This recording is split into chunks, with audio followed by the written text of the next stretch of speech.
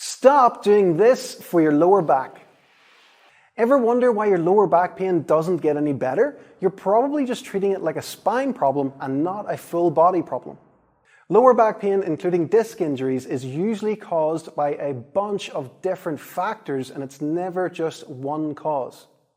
Just doing cat camels can give some temporary relief because you're giving your back some nice movement, but it doesn't fix actual problems. The three most important things that you need to check are your hip flexibility, your ability to stabilize and balance, your ability to use your back and legs together. Once you've nailed those three things, your back is going to be pain-free, you'll feel much stronger and resilient. So here's how we do that. To check your hip flexibility, one of the best positions to start with is the 90-90 position.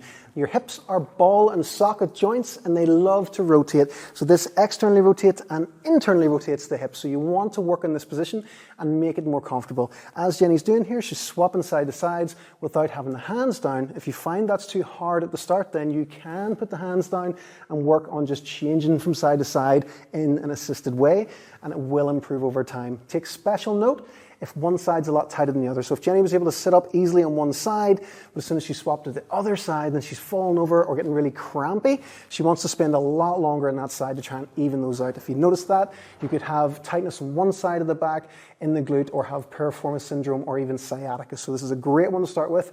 Do it every day until it starts to improve.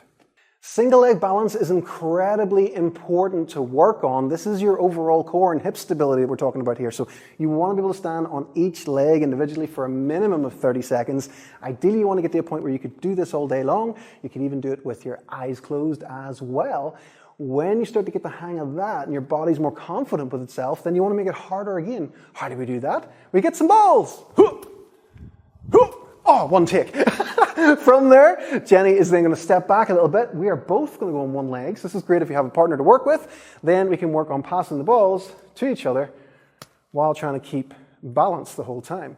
Can we go for two at the same time? Oh, we got it.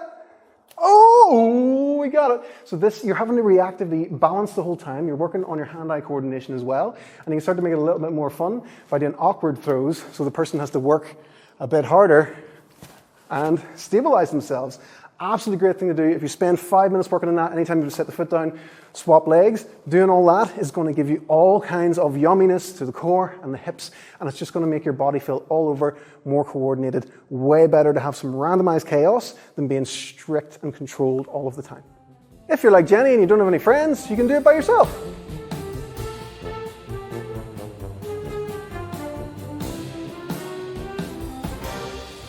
I'm only kidding. Jenny's got friends. I can do it beside her too.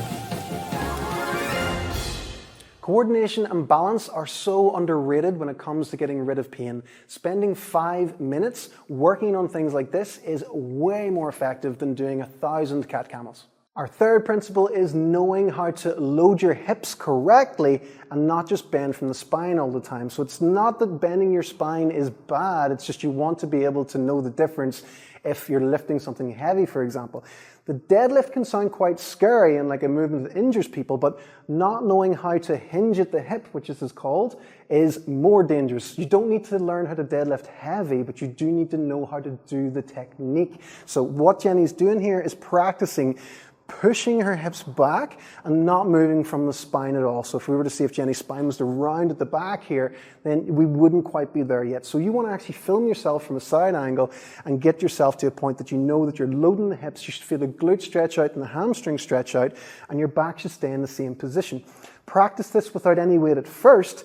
Once you've got that, you can then use a small weight. So Jenny's using a kettlebell here. You can use a small dumbbell or even a water bottle. She's going to press it into her belly, and she's actually going to try and press her belly into it as well. She then goes into that same hinge position and sees, does everything stay the same? If she starts to get lazy and that back starts to round, she'll see it in her video and you'll be like, oh, that's not as efficient. That's not what we want. So you want to go back and forth to practicing that for a while and do this as often as possible until you have so much confidence in it and you can do it with your eyes closed. Put these 3 exercises into a routine for roughly 1 minute per exercise for 2 to 3 rounds, and do that 2 to 3 times per week until you start to notice a difference. We're not saying that the cat camel is useless, but you want to stop moving so robotically if you are in pain. So yes, you can keep the cat camel in your routine as a nice warm-up or a cool-down, but the most important thing is that you free it up a bit. So instead of being really strict and moving between the two positions, you actually want to free it up a bit. Move yourself around and actually move your spine like a spine. Spending 2 minutes doing this is way more effective than doing 10 perfect cat camels. Oh yes, you can just move around and enjoy it. And we call these happy, sexy cats. So much happiness, so much sexiness. This is the way your spine wants to move. JP, come on, get in here, JP, come on. Happy, sexy cats, we're doing that sexy, happy cats all day long. We're moving, we're getting sexy. Yeah, the muscles are so loose. If you're still watching at this point, you better have subscribed.